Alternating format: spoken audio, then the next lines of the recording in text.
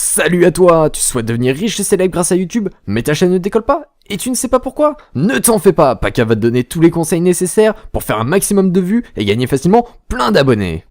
Il faut commencer bien évidemment par trouver un nom pour ta chaîne. Essaye d'en trouver un classe qui montrera tout de suite à quel point tu es cool.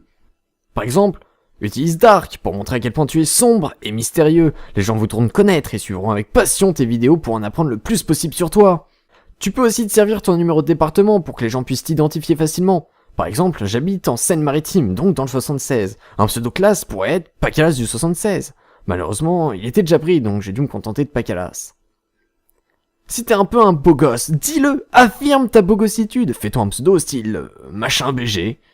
Un moyen assez simple de se démarquer est de répéter plusieurs fois la même lettre. Le X, c'est ce qu'il y a de plus cool. Pourquoi? Car en plus de valoir 10 points au Scrabble, il affirme ton indépendance et te rend unique. Ben ouais, y a pas beaucoup de mots en X. Donc quand les gens en voient un, ils le remarquent tout de suite et ils le retiennent. Et si tu as l'attention des gens, c'est gagné. Enfin, si tu fais un style particulier de jeu, mets-le clairement dans ton pseudo. Les gens comprendront tout de suite qui tu es et ce que tu fais. Par exemple, tu fais des trickshots sur Call of Duty. Dis-le. Trickshotter, trickshot, y a plein de choix. Si t'es plutôt un joueur hardcore, dis-le aussi. Hardcore gamer, hardcore machin, c'est possible. Et ce qui pourrait être le summum, le top du top, c'est de mettre tout ça en même temps. Ce serait vraiment vachement bien. Imagine un peu la classe et le respect que tu imposerais. Maintenant que t'as un nom qui rocks du poney, il est temps de passer au sujet sur lesquels porteront tes vidéos. Là encore, l'originalité est de mise. Si tu veux te démarquer de la masse énorme des autres youtubeurs pas connus, il faut que tu te montres différent, il faut que tu sois original. Là, c'est à toi de te montrer créatif et de proposer un contenu qui n'a jamais été vu auparavant. Bon, je vais te donner un coup de pouce. Il y a quand même des jeux qui sont un peu la poule aux œufs d'or et qui vont obligatoirement te rendre célèbre. Bien évidemment, je commence par parler du grand, du mythique, du parfait Call of Duty, le must en termes de jeux vidéo. Tu peux faire tellement de choses, comme des gameplays commentés, seul ou avec tes amis. Tu peux faire des trickshots, des quickscopes, des noscopes, les différentes possibilités sont juste énormes. Et en faisant ça, tu te retrouveras bientôt aux côtés de tes idoles, tels que Diablo X9, Monsieur le V12, Scott Jordan et bien d'autres.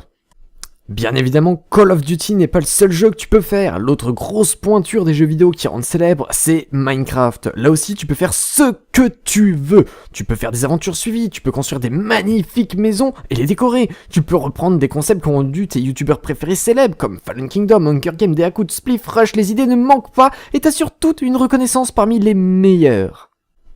Bon, faut aussi éviter 2-3 petits trucs. Par exemple, faut éviter les petits jeux indépendants. Ils ne plaisent qu'une poignée de gens et vous permettront pas d'avoir un large public.